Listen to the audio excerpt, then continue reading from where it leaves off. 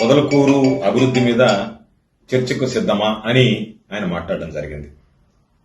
అదేవిధంగా ఇరిగేషన్ మీద జరిగినటువంటి అవినీతి మీద కూడా నేను నిన్ననే ఎక్కడ మీరు వేదిక ఏర్పాటు చేసినా తేదీ సమయం మీరు నిర్ధారిస్తే దాని ప్రకారం వచ్చి పొదలకూరు మండలంలో అభివృద్ధి గ్రామాల వారీగా ఇరిగేషన్లో గాని ఇతర పనుల్లో గాని జరిగినటువంటి అవినీతి మీద సంపూర్ణమైనటువంటి చర్చకి నేను సిద్ధంగా ఉన్నా.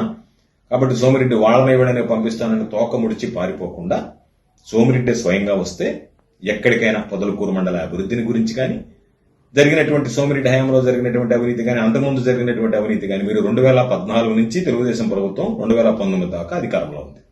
2019 నుంచి 2024 దాకా వైఎస్ఆర్ కాంగ్రెస్ పార్టీ అధికారంలో ఉంది. 2024 నుంచి ఈ రోజు వరకు మరలా తిరిగి తెలుగుదేశం పార్టీ అధికారంలో ఉంది. ఆ రోజు శాసనమండలి సభ్యుడిగా మంత్రిగా మీరేమి అభివృద్ధి చేశారు, ఏమి అవినీతికి పాల్పడారనేటువంటి విషయాల మీద మీరు చర్చకొచ్చినా సరే, లేదు 2014 2019 మధ్య మేము నీతిమాలినటువంటి పనులు చేశాం కాబట్టి మేము చర్చకు రాలేమో అని చెప్పి మీరు తోకముడిచినా, మీరు వెనక్కి తగ్గినా 2019 నుంచే మనం స్వీకరిద్దామన్నా 2019 నుంచి ఈ రోజు వరకు 5 సంవత్సరాలు వైఎస్ఆర్ కాంగ్రెస్ పార్టీ ప్రభుత్వంలో శాసనసభ్యుడిగా మంత్రిగా నేనేం చేశాను, జగన్మోహన్ రెడ్డి గారు ముఖ్యమంత్రిగా, ఈరోజు చంద్రబాబు నాయుడు గారు ముఖ్యమంత్రిగా మీరు ఈ 2 సంవత్సరాల్లో ఏం అభివృద్ధి చేశారు, ఎంత మేర దోచుకున్నారు, ఇరిగేషన్ దగ్గర నుంచి అన్ని పనుల మీద అనేటువంటి దాని మీద వివరణ ఇవ్వడానికి సిద్ధంగా ఉన్నాం. నిన్న నావూరు చెరువు ఆయకట్టు సంబంధించినటువంటి పరిశీలించినప్పుడు నావూరు చెరువు కట్ట మీద నిలబడే చెప్పాం, మీరు ఈ చెరువు కట్ట మీదనే వచ్చి చూస్తే ఎంత అవినీతికి పాల్పడుతున్నారో మీకు అర్థమవుతుంది. కాబట్టి మసిబూసి మారేడికాయ చేసేటువంటి ప్రయత్నం లేకుండా చిత్తశుద్ధి ఉంటే మీరు విసిరినటువంటి సవాల్ మేము స్వీకరిస్తున్నాం. మేము ఇటు అభివృద్ధి మీద పొదలకూరు మండలానికి సంబంధించినటువంటి అభివృద్ధి మీద చర్చకు సిద్ధంగా ఉన్నాం.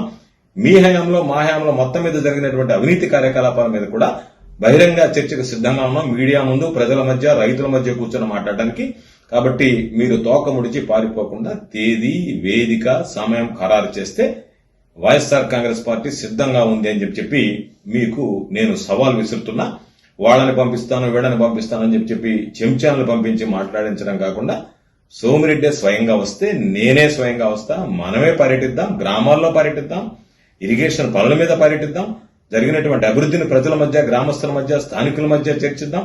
ఆ తర్వాత బహిరంగ వేదిక ఏర్పాటు చేద్దాం, మీడియాను పిలుద్దాం, నేషనల్ మీడియాను పిలుద్దామా, రాష్ట్ర స్థాయి మీడియాను పిలుద్దామా, అందరిని పిలిచినా సరే చర్చించడానికి సిద్ధంగా ఉన్నామని చెప్పి ఈ సందర్భంగా తెలియజేస్తూ మీరు ఇప్పటికైనా తోక ముడిచి పారిపోకుండా వెంటనే చర్చకు సిద్ధపడాలని చెప్పి సవాల్ చేస్తారు.